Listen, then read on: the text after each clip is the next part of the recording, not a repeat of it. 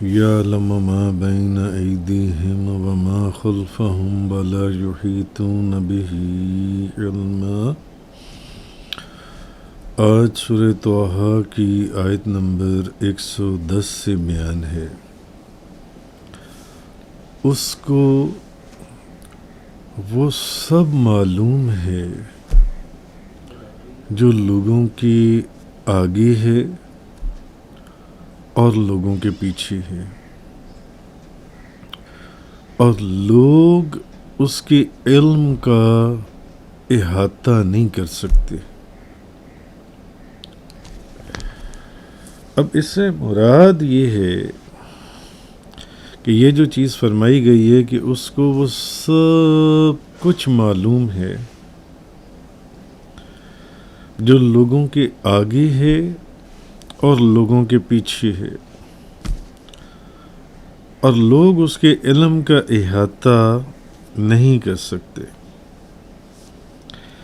یعنی اس سے مراد یہ کہ جو کچھ ہو چکا ہے اور جو کچھ ہونے والا ہے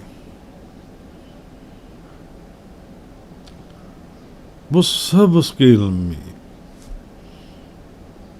جو کچھ ہو چکا ہے، جس نے جو کچھ کیا ہے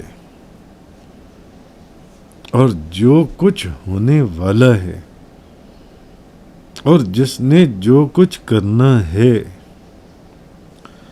وہ سب اس کے علم میں ہے۔ وہ یہ بھی جانتا ہے کہ قیامت کب آئے گی، قیامت کا وقوع کب ہے۔ لوگ اس چیز کا احاطہ نہیں کر سکتے، اس کے علم کی وسعتوں کا تصور نہیں کر سکتے، کیونکہ لوگ نہیں جانتے کہ ان کے آگے کیا ہونے والا ہے، ان کو آگے کیا پیش آنے والا ہے۔ لوگوں کو تو اپنا بھی نہیں پتہ ہوتا کہ وہ کون کون سے اعمال اپنے پیچھے چھوڑ آئی ہیں۔ جو زندگی انہوں نے گزاری ہے اس کے اندر انہوں نے کیا کیا کچھ کیا ہے، لوگوں کو تو اس کی بھی تفصیل کا علم نہیں ہے، ماں سوائے ایک سرسری طور پر کہ کوئی خاص واقعہ، خاص باتیں یاد رہ گئیں کہ یہ میں نے کیا تھا۔ وہ اس کو بھی جانتا ہے، وہ اس کو بھی جانتا ہے جن سے۔ بندے جو ہیں یہ اللہ کے علم کی وسعتوں کا احاطہ کر ہی نہیں سکتے، کر ہی نہیں سکتے۔ آگے فرمایا آیت نمبر 111، وَعَنَتِ الْوَجُوهُ لِلْحَيِّ الْقَيُّومِ، اس ہمیشہ سے زندہ اور ہمیشہ قائم رہنے والے کے سامنے سب ذلت سے اطاعت کر رہے ہیں۔ وَقَدْ خَابَ مَنْ حَمَلَ الظُّلْمَ، اور بے شک وہ شخص ناکام اور نامراد ہو گیا، وہ شخص ناکام یا نامراد ہوگا جو ظلم کا بوجھ لاد کر لائے گا، ظلم کا بوجھ جو لاد کر لائے گا۔ کہ حشر کے دن تمام چہرے، یہ جو فرمایا گیا کہ تمام چہرے اس کے حضور میں جھک جائیں گے، جو خود زندہ اور دوسروں کو قائم رکھنے والا ہے، اور وہ شخص ناکام رہا جس نے ظلم کا بوجھ اٹھایا۔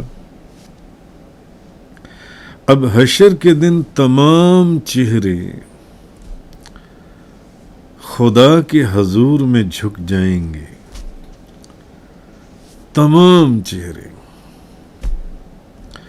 جو خود سے زندہ ہے اور دوسروں کو زندہ رکھنے والا ہے۔ اور باقی ہر ایک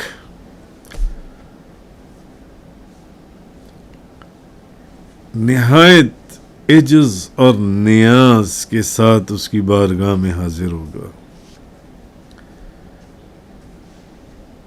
بڑے بڑے سرکش دنیا کے اندر بادشاہ، حکمران، فاجر، فاسق، بدماش،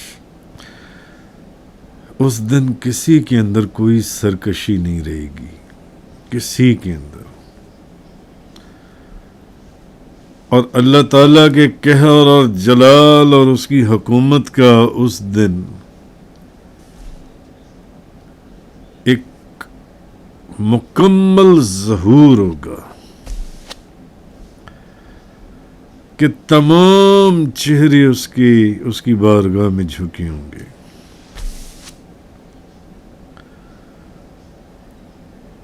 اور وہ شخص ناکام رہا ہے. اب بتایا یہ جا رہا ہے کہ اصل ناکام کون ہے؟ اصل ناکام جس نے ظلم کا بوجھ اٹھایا. ظلم، اور سب سے بڑا ظلم شرک ہے. اور یہاں ظلم سے مراد بھی شرک ہی ہے اس مرتبے اس مقام کے اوپر،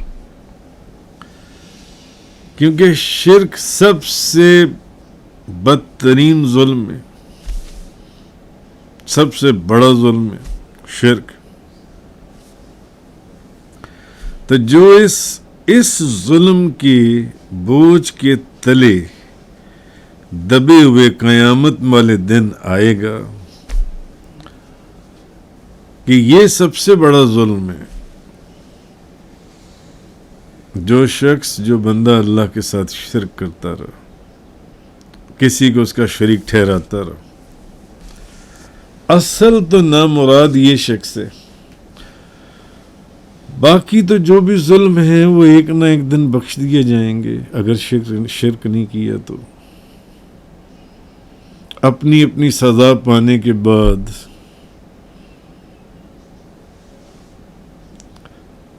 مگر جس نے شرک کیا ہوگا اللہ کے ساتھ، کفر کیا ہوگا، اصل نامراد جو ہے وہ شخص ہوگا.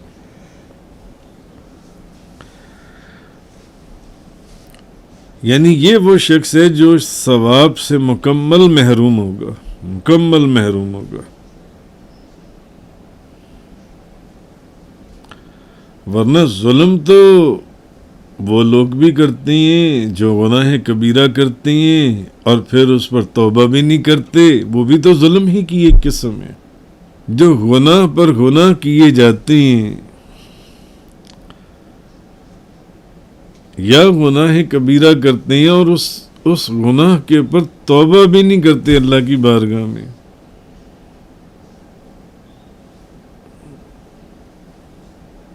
یہ بھی ظلم کی ایک قسم ہے.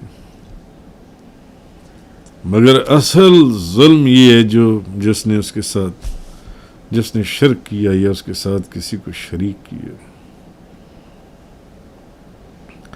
حضرت ابو امامہ رضی اللہ تعالی عنہ بیان کرتے ہیں کہ نبی کریم صلی اللہ علیہ وسلم نے فرمایا، اب اس میں یہ جو ذکر آیا ہے وَعَنَتَ الْوَجُوهَ لِلْحَيِّ الْقَيُّومِ،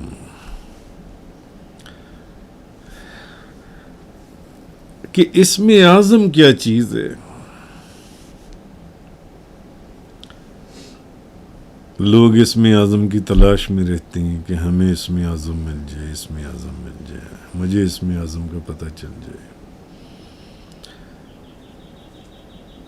اور اپنے اپنے دلوں میں، اپنے اپنے خیالات میں اپنی اپنی انٹرپریٹیشنز انہوں نے اسم اعظم کی بنا رکھی ہیں کہ میں ساری کائنات کو فتح کر لوں گا، مجھے اسم اعظم، میں دولت کے انبار کھول دوں گا، میں بادشاہ اور حکمران بن جاؤں گا. نبی کریم صلی اللہ علیہ وسلم نے فرمایا، حضرت ابو امامہ رضی اللہ تعالیٰ عنہ بیان کرتی ہیں کہ اللہ تعالیٰ کا اسم اعظم وہ ہے کہ جب اس کو پکارا جائے تو وہ جواب دے، وہ اسم اعظم کہ جب اس کو پکارا جائے وہ جواب دے. اب حدیث ہے اور وہ قرآن مجید کی 3 صورتوں میں ہے اسم اعظم. نبی کریم صلی اللہ علیہ وسلم نے نشاندہی فرما دی. سورۃ البقرہ، سورہ آل عمران اور سورہ طٰہٰ جس کی تفسیر چل رہی ہے آج کل. اب ان 3 صورتوں میں مفسرین فرماتی ہیں کہ اللہ تعالیٰ کا جو اسم مشترک ہے وہ الحی القیوم ہے. یہ سورۃ البقرہ میں بھی آیا، سورہ آل عمران میں اور پھر سورہ طٰہٰ کے اندر. یہ دونوں اسم ان تینوں صورتوں کے اندر آئے. جیسے یہ آیت نمبر 111 میں نے آپ کے سامنے بھی تلاوت کی، وَعَنَتَ الْوَجُوهُ الْحَيُّ الْقَيُّومُ. سب منہ اس کی بارگاہ میں، سب چہرے اس کی بارگاہ میں اس ہمیشہ سے زندہ اور ہمیشہ سے قائم رہنے والے کے سامنے سب ذلت سے اطاعت کر رہے ہیں. یعنی تمام چہرے اس کے حضور جھک جائیں گے جو خود زندہ ہے اور دوسروں کو بھی قائم رکھنے والا ہے، زندہ رکھنے والا ہے، دوسروں کو بھی قائم رکھنے والا ہے. تو حدیث مبارکہ میں آیا کہ ان 3 صورتوں میں اسم اعظم موجود ہے، اور مفسرین نے فرمایا کہ ان 3 صورتوں میں وہ جو اسم اعظم نظر آ رہا ہے وہ الحی القیوم ہے. بعض روایات میں آیا ہے کہ اسم اعظم سورہ آل عمران کی آیت نمبر جیسے کہ 26 جو زیادہ معتبر احادیث کے اندر اس کی جو سند ہے وہ ضعیف ہے. آگے فرمایا وَمَن يَعْمَلْ مِنَ الصَّالِحَاتِ وَهُوَ مُؤْمِنٌ. اور جو شخص ایمان کی حالت میں نیک اعمال کرے گا فَلَا يَخَافُ ظُلْمًا وَلَا حَظْمًا. اسے نہ کسی ظلم کا خوف ہوگا اور نہ کسی نقصان کا. ایمان کی حالت میں جس نے نیک اعمال کیے اسے نہ کسی ظلم کا خوف ہے اور نہ ہی کسی نقصان کا.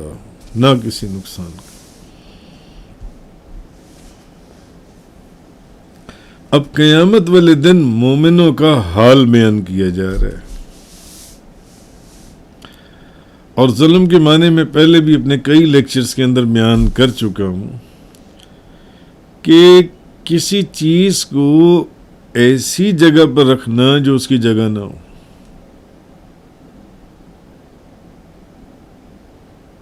جو اس کی جگہ نہ ہو. ظلم کے معنی کے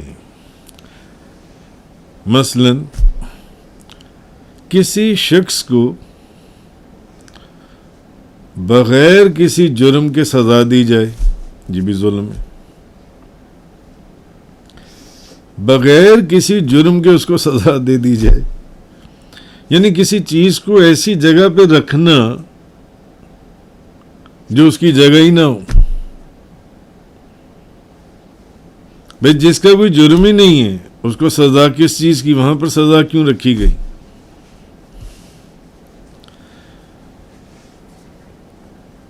تو قیامت والے دن مومنوں کو نہ تو بغیر جرم کے سزا دی جائے گی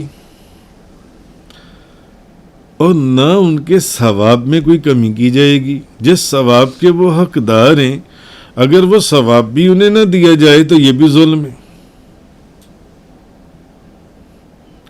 اور اگر کسی نے کوئی جرم ہی نہیں کیا تو اس کو سزا دی، یہ بھی ظلم ہے.